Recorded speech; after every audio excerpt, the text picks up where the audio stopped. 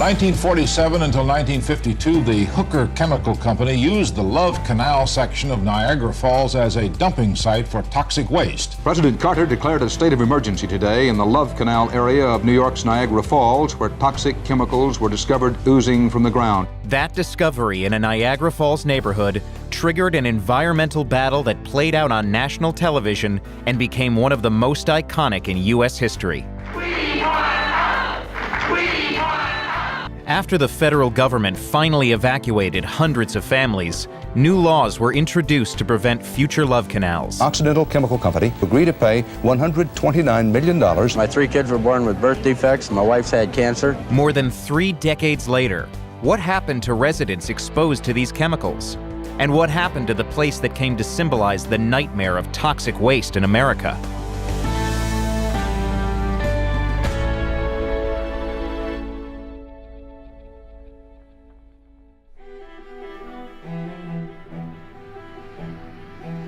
In the spring of 1978, a Niagara Falls housewife read a newspaper story about her neighborhood, known as Love Canal.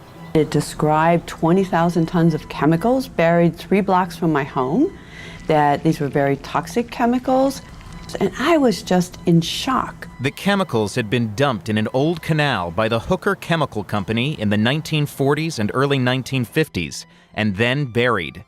Now, they were leaking into some of the homes closest to the canal. For several years, chemicals have been seeping into the basements of a number of houses, including this one. The evidence is always there. There was a report that talked about the different chemicals getting into people's homes, getting into their gardens, their backyards. The people that were living there were smelling these odors in their basements. Many of the children claimed that they had skin rashes. And before you know it, there was a concern.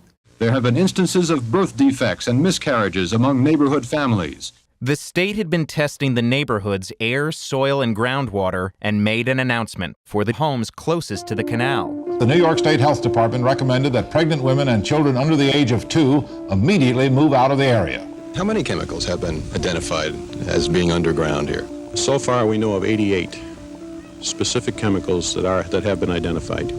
And of those 88, how many are suspected of causing cancer? I think the number is 11. You could see the fear on some of their faces today as men, women, and children gathered for blood tests to determine whether those here have developed abnormalities. I am really, really afraid. We have decided we're going to get out one way or another. But right now, you know, you just can't jump, and where are we going to go? We were a working class community. We didn't have money to just up and move and abandon our house. So we organized the Love Canal Homeowner Association, which was all of our neighbors. Lois Gibbs was trying to start an organization, and she quickly learned how important the media was to be their voice. Would you please tell me, do I let my 3-year-old stay? New York Governor Hugh Carey ordered the state to buy the first 2 rows of homes along the canal, and those residents moved out.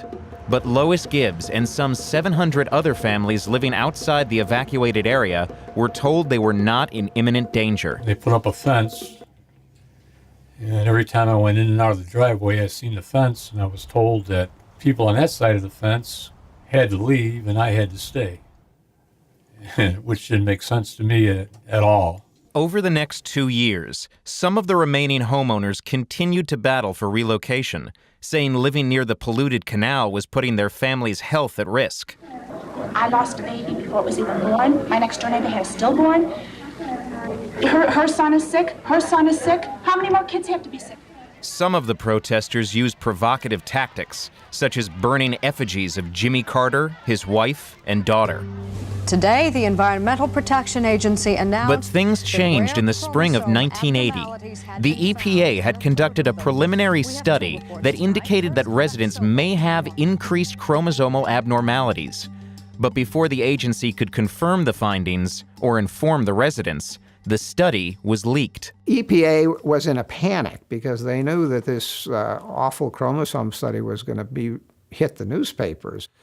So they had an emergency team rush out to Niagara Falls to talk to these people. We found 2 particular characteristics in this study which are ominous. The Environmental Protection Agency had done some blood work on some residents, and they said they had an unusually high number of chromosome breakages and higher risk of cancer, birth defects, or genetic damage in our children. People gathered at the Love Canal homeowner's office, and they started shouting and screaming. So when the EPA officials came over, the residents were so angry that they decided that if it's so safe to live at Love Canal, these two officials can live here, and they're not going to get evacuated until we get evacuated. The standoff lasted just 5 hours, but the point was made. President Carter was running for re-election. This was making headline news across the country.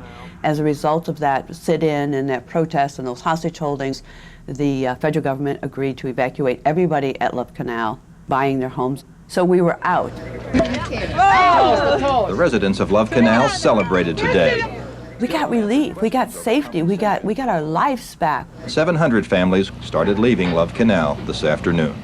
It was the moment. It was the moment of relief in a sense that we're free.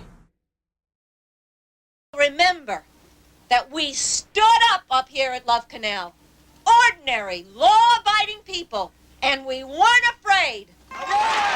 Following the evacuation, Gibbs became the public face of a movement to clean up toxic waste dumped by companies across the country. To deal with this pollution, Superfund legislation was enacted. Superfund was established so if another Love Canal came on the horizon, there would be money there. You could go in, you could do the testing, you could do the cleanup, and then you could go after the responsible parties. While sometimes criticized as costly and bureaucratic, Superfund has led to the remediation of nearly 400 toxic sites. Love Canal was among the first addressed, but it took nearly 2 decades and cost more than $350 million. Because the landfill turned out to be too big, too toxic, and too expensive to move, it was capped in clay and surrounded by a drainage system. And it was a black eye when it occurred in the late 70s. But the community came together and realized that the stigma from what took place was starting to diminish. So in '88, a decision was rendered that the area was suitable for rehabilitation. The city wants to put Love Canal behind it. It's given Niagara Falls a pretty bad name, and we don't think we deserve it. Although the area around the old landfill was fenced off, homes in the surrounding neighborhood were refurbished and offered at below market price. Nearly all the homes found a buyer. I just read about Love Canal, up in Niagara Falls. I remember Love Canal. 15 years ago, they had to move everybody out because of the toxic waste. Now they're selling homes there again. I wasn't aware that they're selling homes there. Well, don't you think we could pick up something kind of cheap? The repopulation was met with protests by activists, including Lois Gibbs, who said the area was still not safe. They never took any chemicals out. The 20,000 tons of chemicals still remain in the center of Love Canal. I think there's a legacy of doubt because people think that someday the landfill will leak. But we have monitoring wells around this site. So red flags would go up if there was a problem. The homes around Love Canal, especially the homes that were rehabilitated, where people are living in them today, it's probably one of the safest places on the planet to live. But what happened to the residents who lived there 35 years ago? The leaked EPA report was a preliminary study. A follow-up study revealed that Love Canal residents had no higher rate of chromosomal abnormalities than the rest of Niagara County. Over the years, some studies have indicated a higher rate of birth defects and some cancers among former residents. But a direct link between the leaking canal and the long-term development of serious diseases has not been established. To find out what hurt a relatively few people because of the myriad of environmental insults that are around, it's almost impossible to do.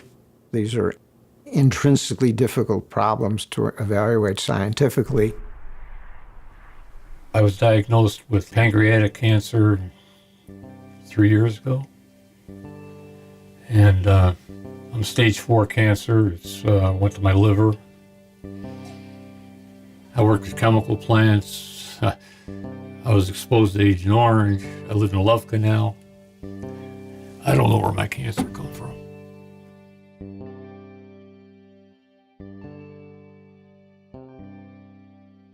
35 years after Love Canal captured the national spotlight, the story has resurfaced. New concerns have emerged from the Love Canal era. In 2011, a city crew repairing a sewer line discovered a pocket of chemical waste less than half a mile from the landfill.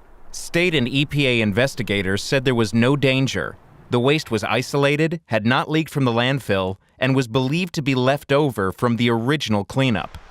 But 6 families in the surrounding neighborhood have filed lawsuits. They say the discovery exposed them to harmful chemicals, and now believe the landfill itself is not properly contained and is damaging their health. The battle over Love Canal continues.